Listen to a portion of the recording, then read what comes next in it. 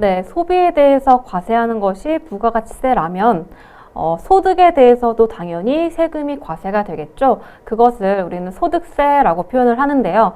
오늘은 소득세가 어떻게 구성이 되어 있고 어떤 종류로 되어 있고 신고 납부하는 대상자가 누구인지를 보도록 하겠습니다.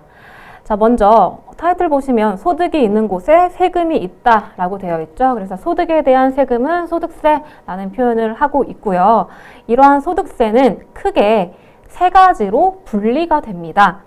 자, 첫 번째가 종합소득, 그리고 두 번째가 양도소득, 그리고 마지막으로 퇴직소득, 이렇게 크게 세 가지로 분리하여서 과세를 하고 있고요. 자, 종합소득이 가장 여러분들이 친숙하실 거예요. 종합소득세라는 얘기 많이 들어보셨죠? 자, 이러한 종합소득세는 말 그대로 여러 가지 소득을 종합하여서 과세한다라고 해서 종합소득세라는 표현을 쓰고 있고요. 이러한 종합소득에는 자, 요 6가지가 포함되어 있습니다. 자, 이자, 배당, 사업, 근로, 연금, 기타. 요 6가지 소득을 모두 종합하여서 종합소득세라는 형태로 세금이 과세가 되고 있다라는 것이죠. 그래서 여러분들 뭐 이자 받는 분들 이자 소득이 있고요. 그 다음에 뭐 배당 소득, 그 다음에 뭐 개인적으로 사업하시는 분들 사업 소득, 그리고 내가 회사를 다니고 있다 그러면 근로소득, 그리고 연금을 받고 있다 뭐 사적연금 을 받고 있다 그럼 연금소득, 그 다음에 그 외에 열거된 것들이 있습니다. 예를 들어서 뭐 일시적으로 강연을 했다라는 경우, 그런 경우에는 기타소득으로 분류를 하여서 이렇게 과세를 하고 있는 것이 종합소득이고요. 그 다음에 양도소득은 뭐 부동산이나 주식 기타라고 해서 양도소득세 과세 대상으로 분류되는 그러한 것들을 양도했을 때 그 양도 차익에 대해서 세금을 내는 것이 양도소득이고요. 그 다음에 우리가 퇴직금 받을 때는 퇴직소득이라는 별도의 형태로 해서 우리가 과세가 된다라는 겁니다. 그래서 이렇게 각각 세 가지의 소득은 이 분리를 하여서 각각 세금을 신고 납부하는 것이고요. 그 다음에 이 종합소득 내에서 요 6가지, 그 다음에 양도소득 내에서, 그리고 퇴직소득 내에서는 요 합산하여서 과세하는 것이 원칙입니다. 즉 종합소득 내에서는 합산하고, 그 다음에 양도소득 내에서는 합산하고, 퇴직소득 내에서는 합산하는 이러한 형태입니다. 왜 이러한 형태라고 되어 있냐면 아무래도 뭐 양도소득이라든지 퇴직소득은 어쩌다 한 번 발생하고, 그리고 그 한 번이 굉장히 큰 금액이 발생하는 경우가 굉장히 많아요. 그래서 우리 소득세율은 소득이 올라가면 올라갈수록 세율이 더 많이 올라가는 누진세 구조이기 때문에, 예를 들어서 퇴직금을 정말 평생 한 번 받았는데 이게 우리 종합소득과 만약에 합산이 된다라고 하면 너무나도 많은 세금을 일시적으로 내야 되는 그러한 형태이다 보니까 이거는 따로따로 과세를 해서 그러한 누진세율에 대해서 조금 더 완화를 시켜주겠다라는 취지라고 보시면 되겠습니다. 자, 그렇다면 우리가 가장 많이 접하는 종합소득세에서 우리가 납부 기한이 언제인지 보도록 할게요. 일단 1월 1일부터 12월 31일까지, 즉 1년간의 소득을 모두 다 합산하여서, 즉 아까 봤던 이자, 배당, 사업, 근로, 연금, 기타 요거를 1년 동안 총 합산하여서 그거에 대한 소득세를 다음 해 5월 말까지 신고 납부를 하시면 됩니다. 그래서 여러분들 뭐 2019년 5월 달에 종합소득세 신고를 할 때 이렇게 질문하시는 분들이 많아요.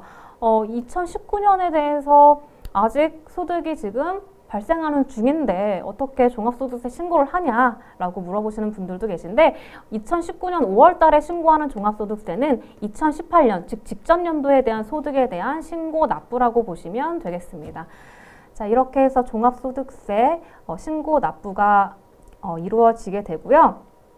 자, 그렇다면 내가 지금 종합소득세 신고 납부 대상자인지 아닌지, 내가 이걸 신고를 해야 되는지 말아야 되는지라고 헷갈려 하시는 분들도 계십니다. 일반적으로 근로소득만 있는 분들이라면 회사에서 2월 말에 연말정산 해주죠. 그래서 연말정산으로 소득세 신고가 완료됐다라고 보아서 5월 달에 신고 납부를 하지 않아도 되지만 그 외의 경우에는 5월 달에 종합소득세를 신고를 하셔야 되는 경우도 있거든요. 자, 어떤 경우가 있는지 보도록 할게요. 일단은 사업을 하시는 분들이 있습니다.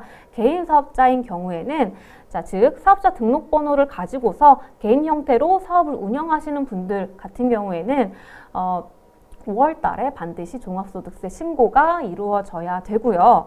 예를 들어서 개인이 아니고 법인 형태다라고 하는 경우에는 그 전에 즉 3월 말일까지 법인세를 신고하시면 되겠습니다.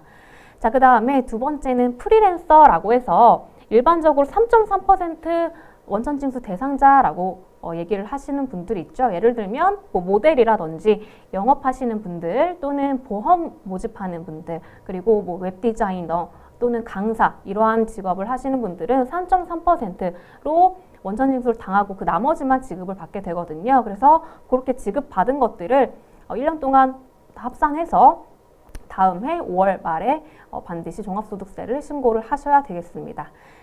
자, 그 다음에 기타 소득 금액이 300만 원 초과하는 사람은 마찬가지로 5월 달에 종합소득 신고를 해야 되는데요. 자, 일단 기타 소득 금액이라는 게 뭐냐? 자, 일시적으로 원고를 써서 원고료를 받았다 또는 일시적으로 강연을 했다 또는 자문을 했다 또는 뭐 상급이나 복권에 당첨됐다 이런 경우에는 이거를 기타 소득이라고 표현을 합니다. 자, 여기에서 포인트는 내가 계속적으로 반복적으로 하는 것이 아니고 어쩌다 한번 발생하는 소득이다 라고 했을 때 우리 기타 소득으로 분류를 하게 되고요. 그 다음에 예를 들어서 원고료, 강연료, 자문료 이런 거 같은 경우에는 예를 들어서 내가 1,000만 원을 1년 동안 받았다라고 한 경우에 거기에 60% 즉 600만 원은 필요 경비 즉 비용으로 인정을 해줍니다. 그래서 그 나머지 400만 원에 대해서만 소득세 신고가 들어가게 되는 건데요. 상금이나 복권 당첨금 같은 경우에는 비용 인정하는 것이 없기 때문에 이 1,000만 원 전부를 신고를 해야 되는 그러한 차이가 있습니다. 그래서 어쨌든 이렇게 해서 비용 개념을 제외한 그 나머지 금액 기준으로 즉 비용을 제외한 나머지 금액 기준으로 해서 300만 원이 초과되는 경우에는 종합소득세를 반드시 신고를 하셔야 된다라는 것이고요. 그 다음에 사적연금 받으신 분들 자, 그 중에서 1,200만 원을 초과하는 사람은 종합소득세 신고를 하셔야 됩니다. 이것도 마찬가지로 연금 소득 금액이라고 해서 연금 소득에 대해서 비용 개념으로 공제를 해주는 그러한 금액이 있습니다. 이거는 일정한 수식에 따라서 일괄적으로 공제가 되는 그런 것들인데요. 그 공제 금액을 제외한 나머지 부분을 가지고 1,200만 원 기준으로 그 금액 초과하는 분들만 종합소득세를 신고를 하셔야 되겠습니다. 자, 그 다음에 근로소득자인데 일부 근로소득자. 자, 제가 아까 전에 말씀드렸다시피 나 그냥 회사 하나만 다니고 있습니다 라고 하시는 분들은 2월 달에 연말정산으로 종결이 됩니다.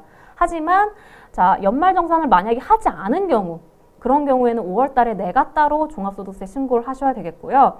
자, 이런 경우 은근히 좀 있죠. 그래서 왜냐하면 연말정산을 하려면 내 개인적인 그런 프라이버시가 노출이 되기 때문에 그거에 대해서 조금 꺼려 하시는 분들은 연말정산 서류 제출 안 하고 내가 그냥 5월 달에 신고 납부하겠다라고 하시는 분들도 계시거든요.